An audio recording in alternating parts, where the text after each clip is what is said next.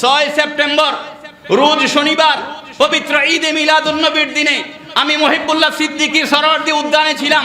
সেখানে বাংলাদেশের আলোচিত বক্তা মুফতি মোহাম্মদ গিয়াসউদ্দিন আত-তাহিরি তিনি ছিলেন সেখানে।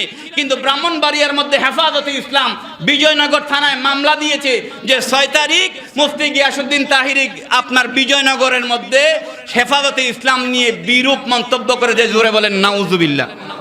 উনি ছিলেন কোথায়? আপনি ছিলেন কিনা, দেখছেন কিনা, দেখছেন কিনা? সবাই দেখছে। উনি ছিলেন সরোয়ার্দী উদ্যানে ব্রাহ্মণবাড়িয়াতে। হেফাজতে ইসলামের কওমি ভাইয়েরা উনার নামে মামলা দিয়েছে যে উনি ব্রাহ্মণবাড়িয়াতে কওমি মাদ্রাসার হেফাজত ইসলামের মহাসচিব আল্লামা সাজিদুর রহমানকে নিয়ে বিরূপ মন্তব্য করেছেন। ভাই উনি তো ঢাকায়, উনি ব্রাহ্মণবাড়িয়া কোথায় গেল? তাহলে হেফাজতুল ইসলামের মতে মুফতি গিয়াসউদ্দিন আত-তাহিরি আল্লাহর ওলি, আল্লাহর কি না হইলে এক মানুষ দুই জায়গাতে কি থাকতে পারে? সেখানে আমি পার্সোনালভাবে সকলকে সাক্ষাৎকার দিয়েছি এবং টেলিভিশনে সেই বক্তব্যগুলো আসছে। আমরা 6 সেপ্টেম্বর রোজ শনিবার আমি ছিলাম সরোয়ার্দী উদ্যানে। আপনাদের অত্র এলাকা থেকে একটি বাস গিয়েছে, মসজিদের মোতাল্লি সাহেবও গিয়েছে, ইমাম সাহেবও গিয়েছে, সকলে ছিলেন সরোয়ার্দী উদ্যানে। আমার ব্যক্তিগতভাবে অনেকের সাথে ভালো সম্পর্ক থাকতেও পারে, নাও থাকতে পারে। আমার শত্রু যদি কোনো সময় জুলুমের শিকার হয়, আমি কি প্রতিবাদ করব কি করব না? কথা বুঝেন ভালো করে। আপনার শত্রু কিন্তু সে জুলুমের শিকার, আপনার বন্ধু হোক শত্রু হোক, সে জুলুমের শিকার হয়েছে, আপনি প্রতিবাদ করবেন কি করবেন না? জোরে বলেন, করবেন কি করবেন না?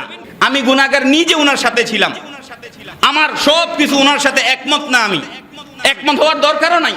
আমার হাত আর ওনার হাত কি সমান? কথা বলেন, সমান? ওনার অবস্থান আমার অবস্থা সমান, উনার পড়াশোনা আমার পড়াশোনা সমান। একমত হওয়ার কোনো দরকার নাই।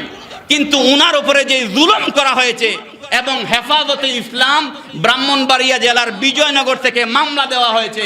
আজকে এখানে যারা সরোয়ার্দী উদ্যানে গিয়েছেন এবং যারা মুসল্লি আপনারা, আমরা এখান থেকে তীব্র নিন্দা জানাই। হেফাজতে ইসলামের মতো একটা সংগঠন এমন কাজ যদি করে, তাহলে বাংলাদেশের মধ্যে তারা সংগঠন চালানোর কোনো অধিকার। সমস্ত মিডিয়াতে উনি সাক্ষাৎকার দিয়েছে, আমার সামনে অনেকগুলো মিডিয়াতে উনি কথা বলেছেন। উনি ঢাকাতে ব্রাহ্মণবাড়িয়াতে মামলা হয়, উনি বিরুদ্ধ আচরণ করেছে। আল্লাহ রাব্বুল আলামিন আমাদের সকলকে সঠিক বুঝার তৌফিক দান করুন, বলেন আমিন।